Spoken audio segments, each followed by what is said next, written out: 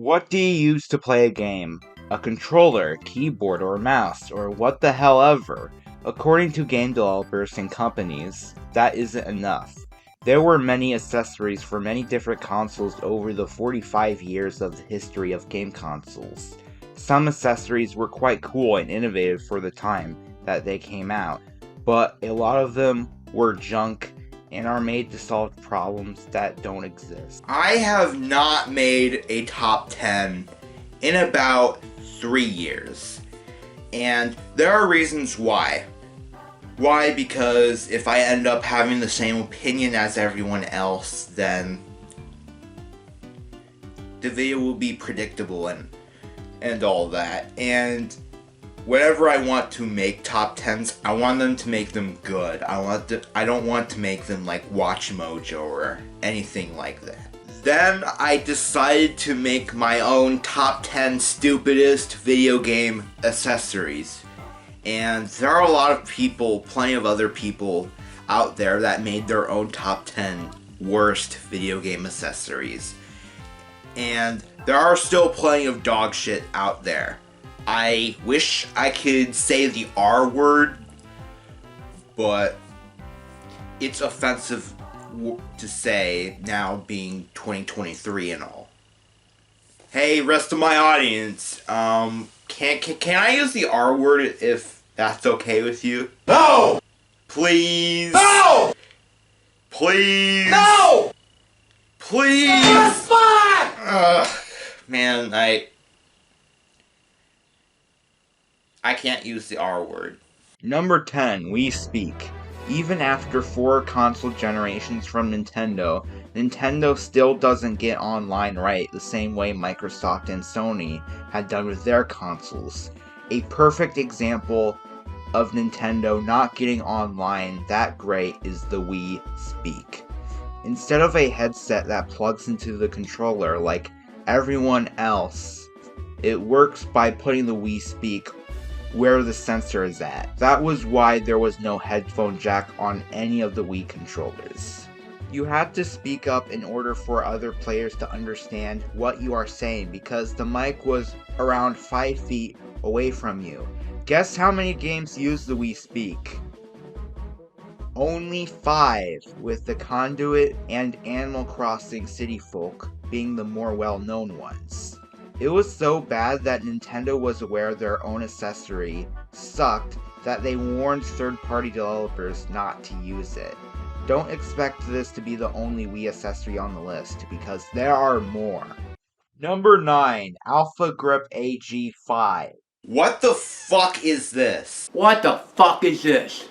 When I first saw this, I had to put it on the list. Like, this is literally a plastic pair of boobies when a chick bends down. That's what this controller is. I totally get that not everybody likes to play games using a keyboard and mouse. That was what Xbox controllers were for. Yes, games are more complex, but do you need the same amount of buttons as a keyboard to play PC games? No, you don't. Most PC games that control with a keyboard and mouse don't use all the buttons on a keyboard unless you are typing in words or something. This controller is just so fucking stupid and ugly looking for a controller that I had to put it on the list. Number 8, Konami Laser Scope. I am sure that this accessory is pretty well talked about, and everyone that has been on the gaming side of YouTube for more than 10 minutes might have heard of this accessory. Good old Konami, when you used to make games instead of gambling slot machines on phones. Those were the days. But that doesn't mean Konami's headset was stupid, because it was. This headset was mainly designed for flight simulator games or spaceship shooter games like Top Gun on NES or Radius. It's basically some headset that screams 1980s plastic. You are supposed to yell fire and that fires your ship. Again, why would you want to use voice control to fire your ship? You are still using the controller while using the laser scope, so why not use the controller? When you are yelling, "Fire! Fire! Fire!" over and over again, your parents hear it and it's so annoying and you look like a complete dumbass. My mom's bedroom is down this little hallway right there, and I wouldn't want to imagine playing with the Konami laser scope late at night yelling "Fire! Fire! Fire!" over and over and over again. The Konami laser scope was pretty stupid for the time and was heavily panned, and it died out pretty quickly. Number 7, the Speedboard. Yes, I am putting in another NES accessory on the list. And do you know what I'm also putting on number 7? Well, the Atari 2600 had a Speedboard-like accessory, and this one is called the Stick Station, or you can call it the Dick Station. This one is a piece of plastic, and this one is a piece of wood. The whole idea of this accessory is to bring the speed at your fingertips for games that require you to tap the A and B buttons fast. Why would I want to spend money on fucking plastic if I am playing a game that requires me to tap the buttons really fast? I'll use a turbo controller. Pretty much every console has one. At least the Stick Station makes more sense because the Atari 2600 controller is a joystick-based controller with a more arcade-like feel, which made more sense. Guess how much the Atari Dick Station costed back in 1983? $14.95. And with 1983 money, it would have costed $46.31. $46 on a piece of fucking wood. Also, both accessories came out late during their system's lives. The Stick Station came out in 1983 during the video game crash, and is extremely rare, and I can't even find a copy of one on eBay. The Speedboard came out in 1991, when Super Nintendo was already out. Both accessories sold poorly, and were really stupid accessories that solved problems that were already solved. Number 6, Wii Travel Pack. Another Wii accessory that is on the list. So, it is basically like a portable version of the Wii. Other consoles had that too, like the PS1 and the Xbox Series S had one like this. The ones where it's like a portable DVD player from when I was a kid. All of those other accessories like the PS1 LCD, the Xbox Series S LCD, and a portable DVD player all either just plug in or need to get charged up. The Wii car adapter, at least this one I'm talking about, uses a cigarette lighter in your car. Isn't that what the DS is for? Because the DS had fantastic games and very addictive games for very long car trips. If you know me, I never use electronics when I'm in a vehicle because if I play my Switch for more than 5 minutes in a car, then I would vomit. The Nintendo Wii is basically a console marketed on motion controls, and what if you are playing Wii Sports or Red Steel and you are swinging the remote and you throw the Wiimote at the windshield? What if the cigarette lighter is only in the front seat and you are swinging the remote right next to the driver and the driver is distracted by watching you play? There's just a different level of dangerous and stupid with this accessory. The good news is that the Wii Travel Pack never came outside of the UK, especially when Americans are the dumbest and most immature civilization on Earth, being an American myself. The bad news is that there are multiple car accessories for the Wii. Imagine if there's an American family stupid enough to play Wii Fit in a minivan while driving. Yeah, Wii Fit in the car! Number 5, video game gloves. Yes, those were in the market back in the 90s, and guess what? They still exist today. There are pairs and pairs of these. Oh look, you can buy cushion condoms for your thumbs. Was holding a controller bad or dangerous? Like, God. That you need protective equipment? Like, ugh. Unless you're extremely germophobic, then they make more sense, but you can get in your house and get rubber gloves or get garden gloves out if you're really that germophobic. I got condoms right here. Which I won't use for playing video games. I would use them for something else. Number 4, Sega Activator. Alright, here's a pioneer of motion controls. This is the Sega Activator, made by this guy named Asif Gurner. Huh. A martial artist and musician made this. Huh. Interesting. And look, you can see his contact info right on this website. I researched the Sega Activator. And Asif is from Tel Aviv, Israel, and here's his email address. The Sega Activator is a giant hexagon plastic that is designed for fighting games and beat-em-up games on the Sega Genesis. There was a motion control sensor bar at the arcades with a Japanese exclusive Dragon Ball Z game, Dragon Ball Z VRBS. So there was a sensor like the Sega Activator. So, Asif Gurner thought, why not put one of those kinds of sensors that I've made in our own homes? Why the fuck not? So how this giant hexagon works is that you move your feet and that does the button inputs. The problem with the Sega Activator is 100% of games on the Sega Genesis are not made for the Activator, which makes it less responsive, and you are basically flailing your arms and feet around.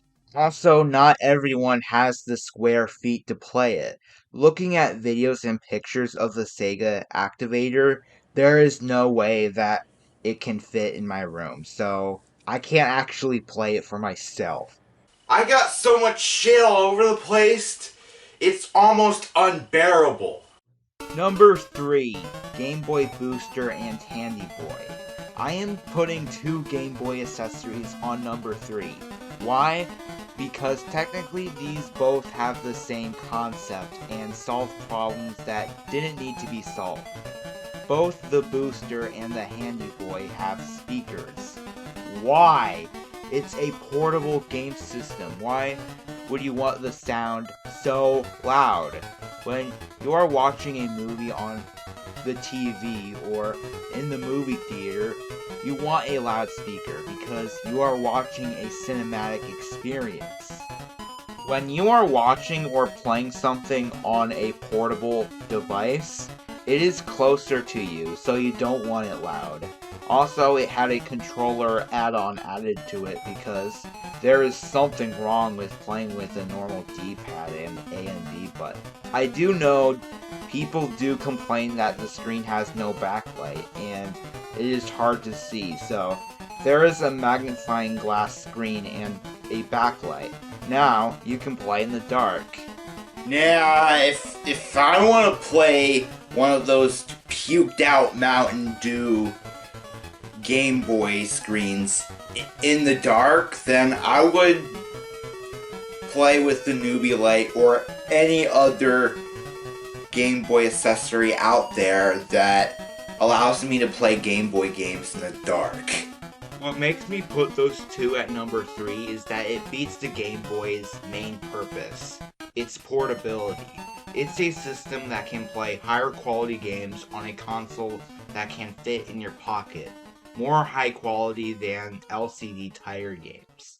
If you put the Booster or Handy Boy on your Game Boy and play it with them on, you look like a damn fool. That's why you don't want to take a company called STD seriously. Number 2, Nintendo Switch Orion. This is the most recent accessory on my list, and it is for the Nintendo Switch. It's like copying off the kid in class who always gets D's and F's in school. Because somebody thought, remember the Game Boy Booster? Let's make something like that, but for the Nintendo Switch. So we got the Nintendo Switch Orion. It's a giant monitor that you put your Switch dock in, and now you can play in TV mode on the go, looking at a giant screen, looking like a fucking idiot. Just like the Game Boy Booster, it makes a system designed to be portable, less portable, and solves a problem that didn't need to be solved. I totally get that some people had a problem with the original Switch in handheld mode being only in 720p. So the Orion is designed to increase the resolution to 1080p on the go, but isn't that what the Switch OLED model is for? The Orion came out in December 20th, 2021, and the Switch OLED came out on October 8th, 2021. It's also a portable TV as well because you can hook up your PS5 and Xbox Series consoles. That is some use, but there are way better portable TVs out there, like mine right here. Also, mine cost $70, and it is way better than the Switch Orion. This makes the Switch more of a pain to carry around, because at least with the Handy Boy and Game Boy Booster, you can put those in a backpack. With the Switch, it is more fragile, and you will need to put it in a case, and a case can fit in a backpack. It just makes the system less portable and more annoying to carry around. Honorable mentions and accessories that are not stupid. Honorable mention number 1 goes to the Game Boy Advanced EReader. I thought about putting it on the list because it requires 2 Game Boy Advances and 1 link cable in order for it to work, and plus that you need to scan your card 10 times for it to work. It was annoying to use, but I considered it putting this on the Game Boy Advance EReader on the list, but I couldn't fit the thing in. But for an accessory that's been hated, it lasted as long as the Game Boy Advance did, and I'm shocked. And the accessory was designed to play NES games and other stuff through scanning cards and all that, even though the Game Boy Advance already had ports of NES games. It was annoying to use, but I just couldn't put the Game Boy Advance EReader on the list. Honorable mention number 2 goes to the Wii Sports Pack.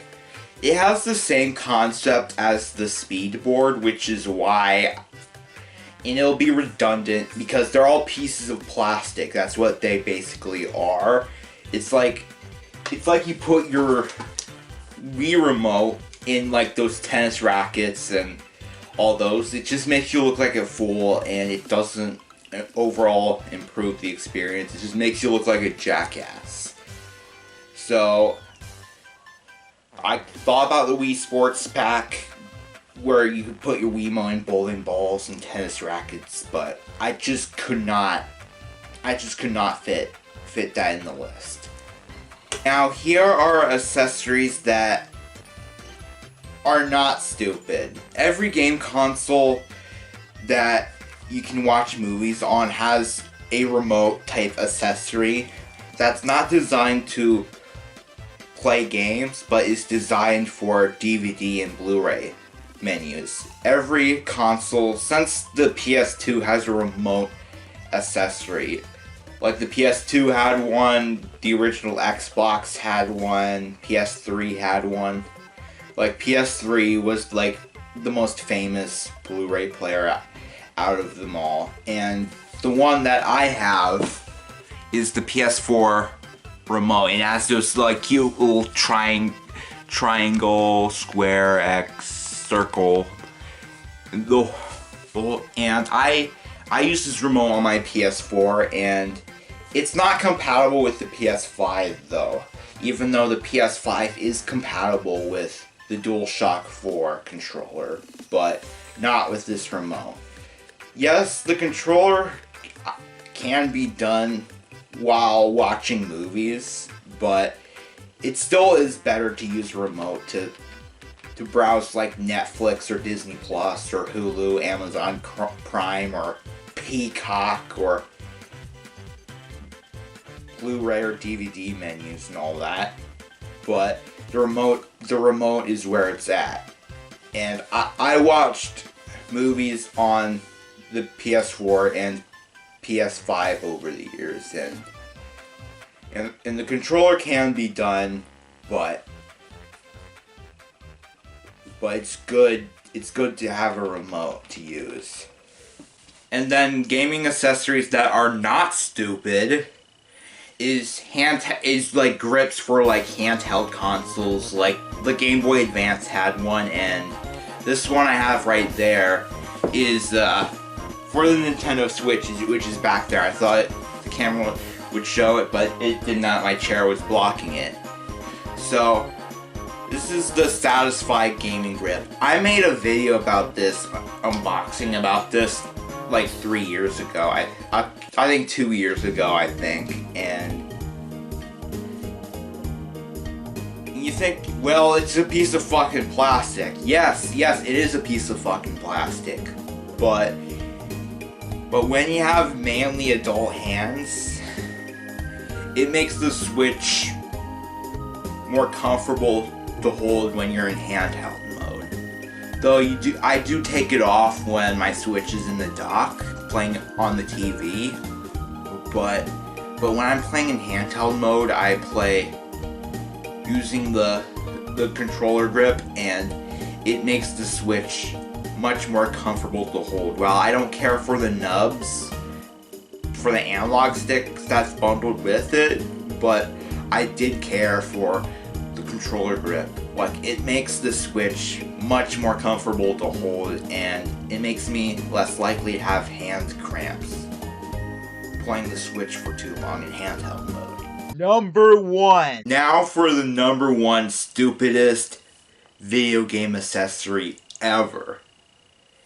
And it's for the Xbox 360, and it's for the Kinect. The number 1 stupidest video game accessory of all time is... it's the Playbot Game Boat. It's a fucking inflatable raft that you put right in front of the TV, and the only game that this raft is made for is Kinect Adventures. And for one mini game in that, you blow up a raft and you lean and hop on top of it like a dumb fuck. I wonder if it could float above water while a human is on top of it. Like, I'm a pretty fat dude, but I wouldn't want to risk trying it though, even if I'm not a fat dude and I'm pretty light. This accessory is so rare that I can't find it on eBay or any online retailer out there. So I assumed that nobody bought it, and if that's the case, then I have faith in humanity. If you think the Playbot Game Boat improves the experience while playing Kinect Adventures, then you were dropped on your head as an infant. Just deal with it. It's true. If you think this inflatable raft improves the experience while playing this one mini game in Kinect Adventures, then you were dropped on your head as a kid, as an infant. Just boo-hoo, deal with it. Now that is my top 10 stupidest video game accessories, and there are still plenty of more out there, because there are a lot of stupid video game accessories out there that I have not talked about in this video or even mentioned at all. So there are plenty of more dog shit out there. And I can make a sequel to this. I can make it into a whole series. I don't know. Whoa. What's that? Have I played any of those gaming accessories? No! Alright. You got me here.